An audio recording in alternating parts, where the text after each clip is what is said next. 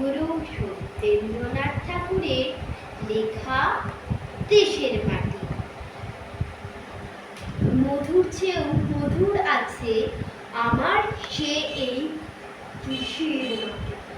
আমার দেশের পথের ধুলা খাঁটি সোনা চাইতে খাঁটি, চন্দনেরই গন্ধে ভরা, শীতল করা ক্লান্তি ভরা, যেখানে তার অঙ্গ রাখি সেখান দেখতে শীতল কাটি। শিওরে তার সূর্য এসে রূপুর কাঠি সোনার কাঠি ছোঁয়ায় হেসে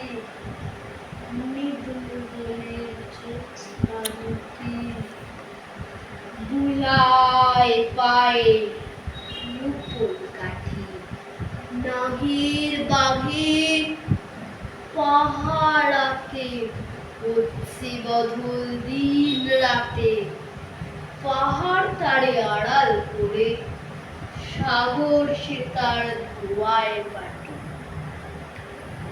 মৌল ফুলের মাল্য মাথায়, লীলা কমল গন্ধে মাতায়, পায়ে চড়ে তার লবঙ্গ ফুল, অঙ্গে বকুল আর দোপাটি।